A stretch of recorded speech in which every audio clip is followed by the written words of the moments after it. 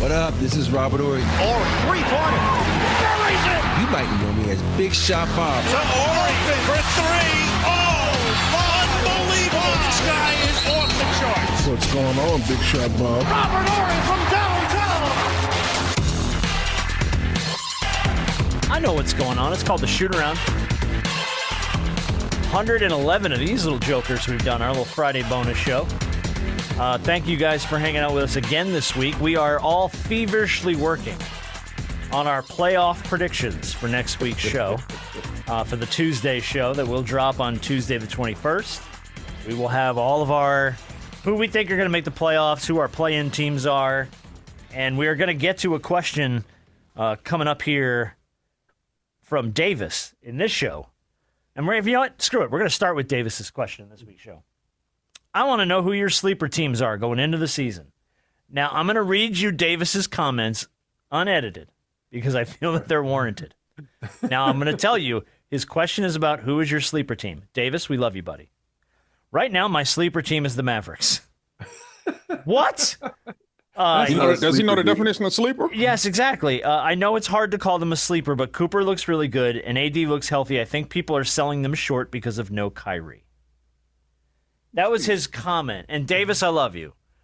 Thank you for listening to these shows. Absolutely. Yes, Davis, What are you brother. smoking to think the Mavericks are going to be a sleeper team in anybody's world, bro? As the old people would say, that baby a little touched. Just Poor poor Davis. baby. Yeah, Poor no, Davis. dude, they're not a sleeper team. I think you're a pretty solid playoff contender if you're the Dallas Mavericks.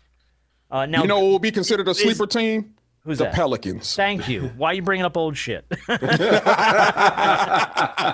an example. No, but and that's something else that popped up this week in my feed was everybody's hyping Zion being healthy again, and I'm like, it's so hard for me to buy into that.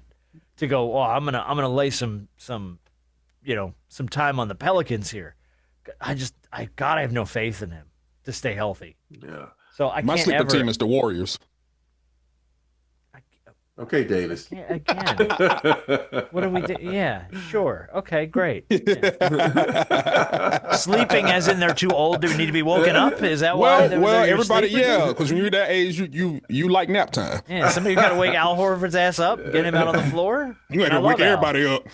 I love it. But you know what's funny? It's like there's no team in the East of like, oh, the Raptors are my sleeper team. Like when you think of sleeper team, a team that you don't expect to be in the playoffs is with my sleeper team is I think I'm gonna roll with I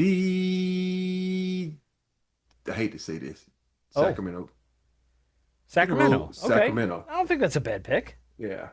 Because I think I last gotta write year these without, down though, so we can make fun of each other. without later. Keegan, I think Keegan he had an awful season last year. They had a lot of big trades, and I love that team, man. I just think I think that's gonna be a sleeper team. And we're talking about these are teams to actually get in the playoffs, right? Yeah. Yeah, not a play-in team, so somebody that will qualify for the playoffs. Out in the East, I'm taking the Hawks. Okay. That's not a sleeper team Why isn't it? because you got two teams that have their best players either hurt or traded, so that kind of catapults them up. But I'll take that. You can go with the Hawks. Rob, the Hawks have been in the play-in for the last 4 seasons. They've revamped their team to look to be one of the top 6 teams in the East. I give you that. I thought a sleeper team was someone who didn't even make the play-in.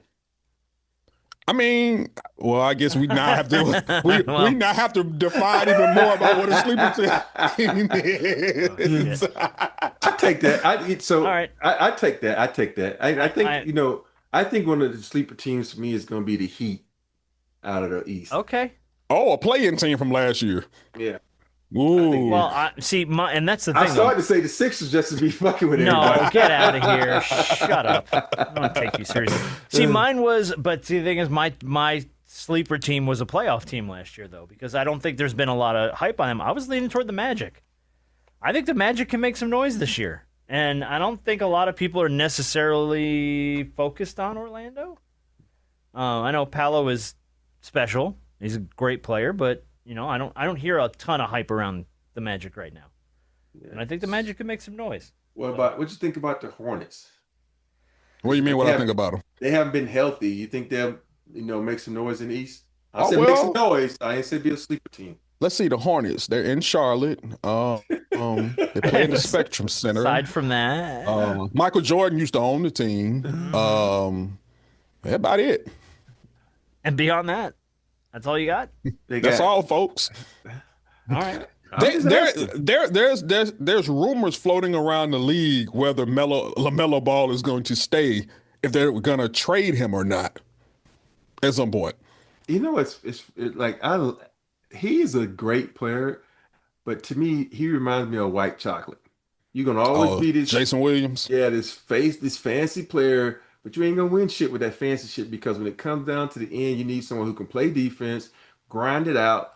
He's a great showman, but I just don't think he can win you a game when it need to be because he got too much razzle dazzle in him.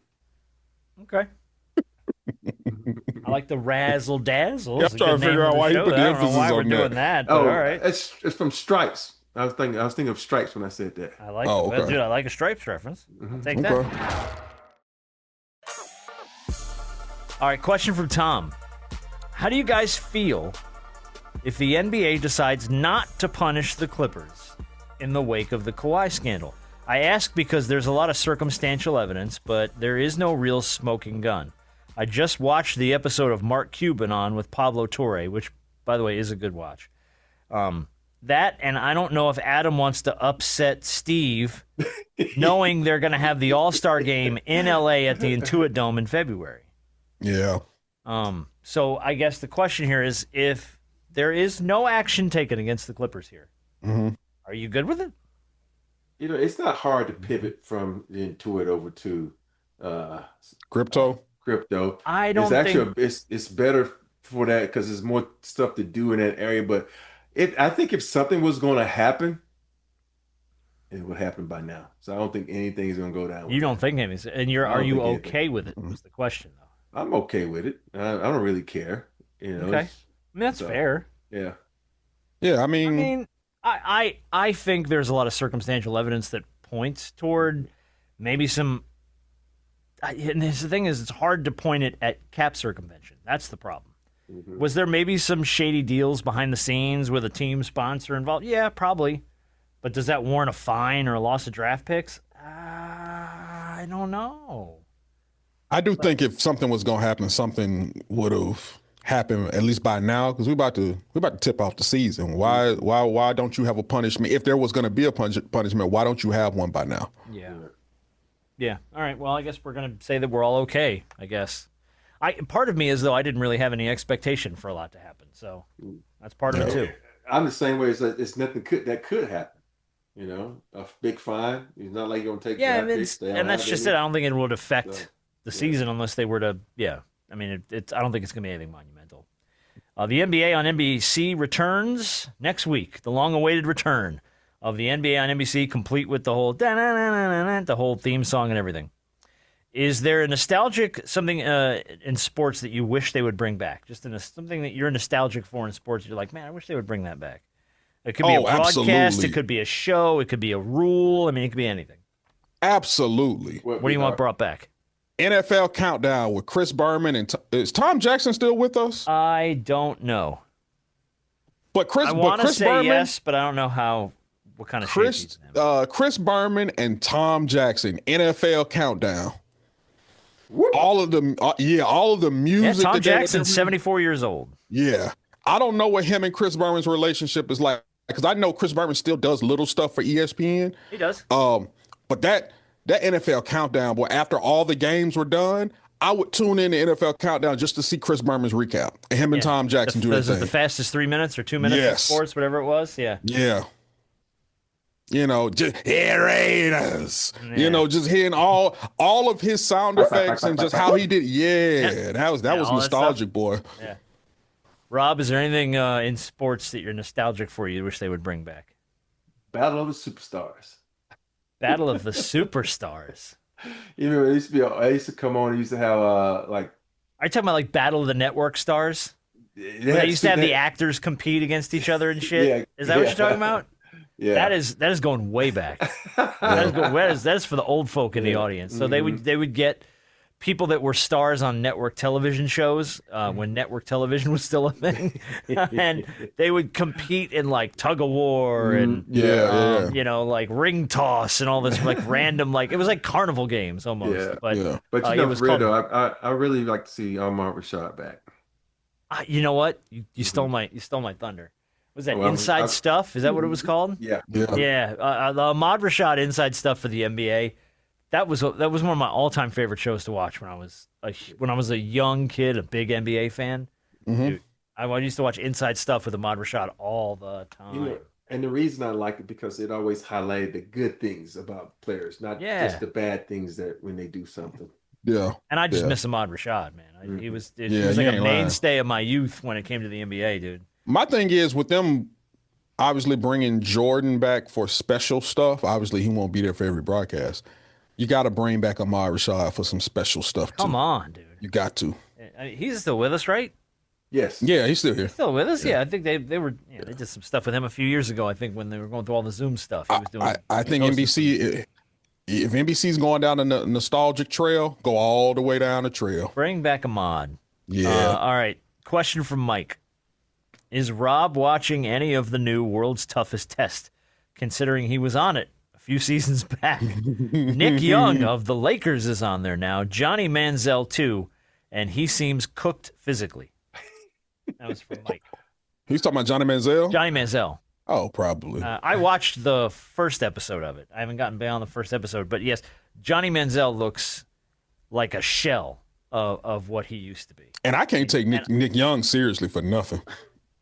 Every time I see Nick Young always like he laughing at something. Well, here, first episode, they busted his ass for it too because he was giggling at something, and they were like, you don't do that in the special forces training. Yeah. I have not watched. I'm in this mode where I just like to let shows pile up and then I watch them all. Okay. I'm too. You're like a binge guy. Yeah, I'm not in the mode where like, I can't wait till next week I can see this. So I'm waiting. Right now I'm watching Alien. Oh, the new Alien show? Mm-hmm. I'm looking for that new movie to come out. Oh, the Predator. One? Yeah. Oh yeah, that looks good. Have you seen that? I haven't seen the trailers for it, no. Oh, you gotta watch the trailer. Predator. You know what looks good, and I didn't know how I was going to feel about it. The Ryan Gosling remake. No, it's not Ryan Gosling. It's Glenn Powell. The Running Man. Which back in the, what was it, the 80s probably, when they did it with Schwarzenegger, it was a ridiculous concept because he had to like navigate an abandoned city and everyone's trying to kill him. This retake on it is the whole world hunts him for 30 days. And if he gets away, he wins a ridiculous cash prize, but he is being hunted by everybody. And he has to survive basically everywhere for 30 days is the concept of this one. And it looks really good. I've seen two trailers for it now. Look up the trailers for The Running Man. It looks freaking good. It looks like a fun, cool action movie. So sounds like Twisted Metal. Yeah, it's got. By the way, I got to finish that, but I started watching Twisted Metal. I watched the first season. I got through like 2 episodes of the second season. I don't know why I fell off it, but I did. But that's a fun show. Yeah. Question from Jason. We got 2 more quick things here. We're going to wrap up the shoot around this week. Do you guys like the blue turf at Boise State? No. I hate it. I know they prop it up as a signature of their program, but I think it's a huge distraction, and it's like those NBA Cup courts, which I can't stand either.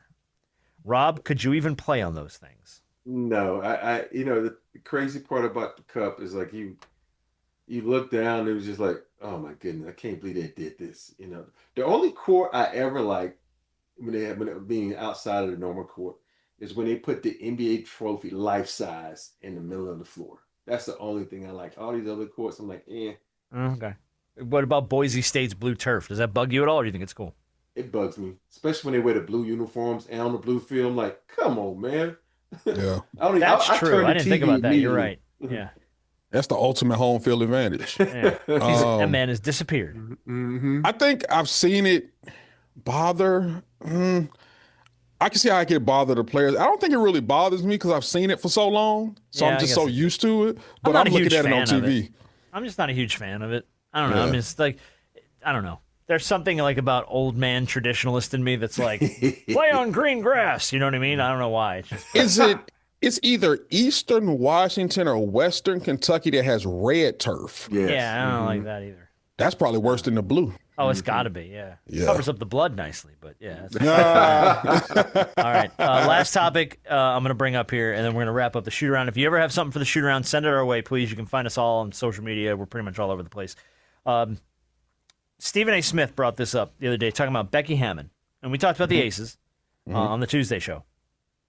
He said, quote, "If I owned an NBA team, I would not mind giving her a chance as the head coach of my franchise. Since she's been the head coach of the Aces, she's won 3 championships, a Commissioner's Cup championship, WNBA Coach of the Year in 2022. So the question was, do you think a coach like Becky or a women's coach will get a shot as an NBA head coach? And if so, when do you think that happens?" I'll be honest with you. I think a lot of people will get interviewed, but I don't think they ever get a job.